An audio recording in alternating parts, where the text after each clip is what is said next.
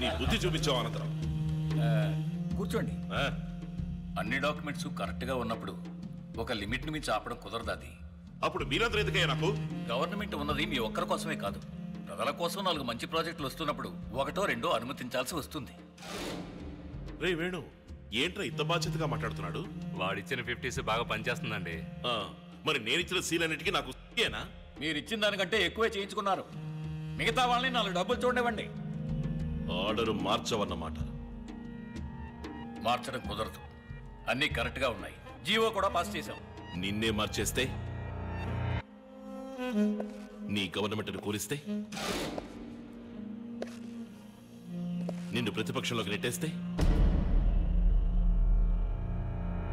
ఇక నీ గవర్నమెంట్ ఉండదా ఆనందరావు?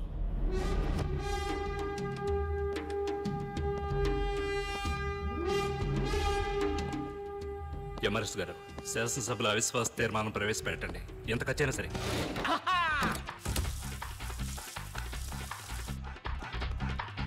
మరి ఎందుకండి నల్లగా ఉన్నారు? క్షమించండి, నేను చెప్పిన దాన్ని మీరు ఇంత సీరియస్గా తీసుకుంటారని నేను అనుకోలేదు. నేను తిరస్కరించడానికి నిజమైన కారణం నలుపు కాదండి, జాతకం.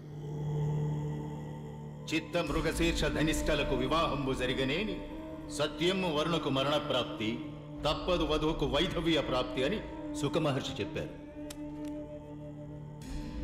అబ్బాయి శివాజీది చిత్త, అమ్మాయి ఉమాదేవిది ధనిష్ట. దీన్ని రజ్జు దోషం అంటారు. 13 పొంతనల్లో ఏ పొంతన ఎలా ఉన్నప్పటికీ రజ్జు పొంతన చాలా ముఖ్యం. ఈ 2 జాతకాలకు పొంతన కుదరదు. వీరిద్దరి జాతకాల్లోనూ జన్మ లగ్నం నుంచి 2, 7, 9 స్థానాల్లో పాపగ్రహాలున్నాయి. భరించలేని ఆర్థిక ఇబ్బందులు ఎదురవుతాయి. అమ్మాయి వల్ల అబ్బాయికి గండం ఉంది. కాదు కూడదని మీరు పెళ్లి చేస్తే అబ్బాయి ప్రాణాలకే ప్రమాదం. ఏమిటి అంత మాట అన్నారు? ఇవిగో చూడండి, నాలుగు మీద మచ్చలు. నా వాక్కు భరిస్తుంది. మంచి చేయడానికి వచ్చారు. నన్ను పెళ్లి చేసుకోవడం వల్ల మీకే చెడు జరగకూడదని నేను అలా చెప్పాను. ఇంతేనా? ఇదా సమస్య? అయ్యో, మా జ్యోతిష్కుడు ఏం చెప్పాడు తెలుసా? నేను మిమ్మల్ని పెళ్లి చేసుకుంటే ఇప్పుడు 200 కోట్లీశ్వరునైన నేను 1000 కోట్లీశ్వరుని అవుతానంట. సెకండ్ ఒపీనియన్ కోసం రాజమండ్రి సిద్ధాంతి గారిని అడిగాం. ఆయన ఉన్నారో చెప్పనా? ఆల్రెడీ ఈ 2 జాతకాలకి పెళ్ళైపోయింది, కవల పిల్లలు ఆన్ ది వే అన్నారు. ఇందులో ఏది నమ్ముతారు? ఇవన్నీ పట్టించుకుంటే మనం ప్రశాంతంగా బతకలేం. నాకు మీరు నచ్చారు, మీకు మరి మధ్యలో ఇవన్నీ ఎందుకు? చచ్చే రోజు తెలిస్తే మనం బతుకుతున్న రోజు నరకం అవుతుంది. సంతోషమేనండి ముఖ్యం. నన్ను పెళ్లి చేసుకోవటం మీకు సంతోషమేగా? కూల్. స్వస్తి శ్రీ చాంద్రమాన వ్యయనామ సంవత్సర వైశాఖ శుద్ధ దశమి గురువారం నాడు శ్రీ రామలింగం గారి ఏకైక పుత్రిక చెలసో ఉమాదేవికి, సుభాష్ నగర వాస్తవ్యులు శ్రీ బలరామయ్య గారి ఏకైక పుత్రుడు చిరంజీవి శివాజీకి వివాహం జరుపుటకు పెద్దలు సుముహూర్తం నిశ్చయించడమైనది. శాసనసభలో పాలకపక్షం మీద ప్రవేశపెట్టిన అవిశ్వాస తీర్మానం నెగ్గిన కారణంగా గవర్నర్ ప్రతిపక్ష నాయకులను ప్రభుత్వం ఏర్పాటు చేయవలసిందిగా ఆహ్వానించి 10 రోజుల్లో మెజారిటీ నిరూపించుకోవాల్సిందిగా గడువు విధించారు. ఈ నేపథ్యంలో అన్ని ప్రభుత్వ శాఖలకి నూతన మంత్రుల చేత గవర్నర్ పదవీ ప్రమాణ స్వీకారం చేయించబోతున్నారు.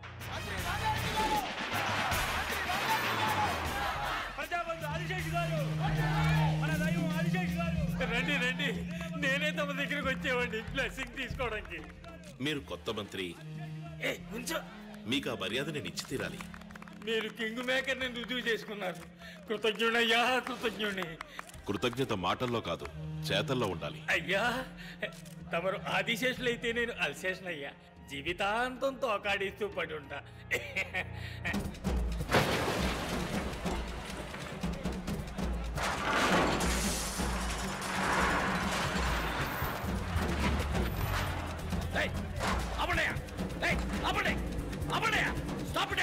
ఎందుకు పడగొడుతున్నారు? ఇక్కడ ఐటీ పార్క్ ఫ్యూచర్ డెవలప్మెంట్ అని గవర్నమెంట్ ప్రాజెక్ట్స్ వస్తున్నాయి. ఇక్కడ కట్టడాలు కట్టడం తప్పు. పడగొట్టండి. ఏమనుకుంటున్నారయ్యా?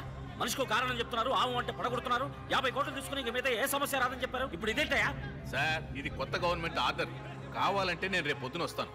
ఈలోగా ఎవరితోనైనా మాట్లాడి ఏం చేయగలరో చేయండి. ఏ సార్, అక్కడ గవర్నమెంట్ ప్రాజెక్ట్ వస్తుంది. ఏ బుద్ధి లేని మీద ఇచ్చారు మీకు పర్మిషన్?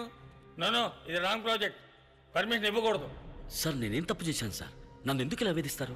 మంచి చేయడానికి వచ్చినందుకు ఎంత శిక్ష? అన్ని మెట్లు ఎక్కి దిగేశాం.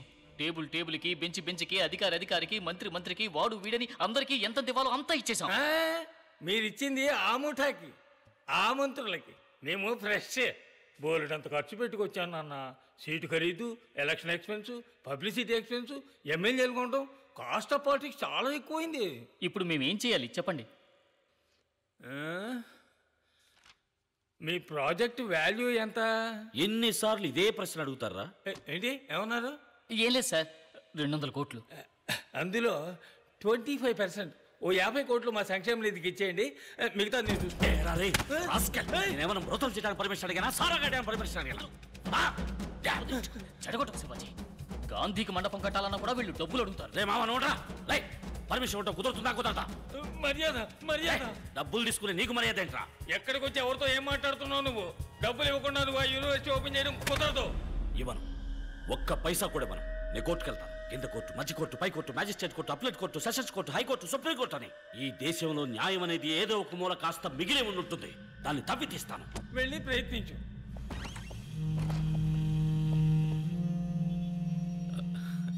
ఏం శివాజీ, ఎలా ఉన్నారు? మీ యూనివర్సిటీ పనులన్నీ ఎంతవరకు వచ్చాయి? ఏమైనా సహాయం కావాలంటే అడగండి. నువ్వే పెద్ద మనిషివయ్యా. పేడ పురుక్కన్న హీనమైన వాడివి. నికృష్టమైన చావు చేస్తావు. శివాజీ, తప్పు. ఆయన ఏదో కోపంలో అలా మాట్లాడితే నేను తర్వాత ఫోన్లో మాట్లాడతాను. లోఫర్.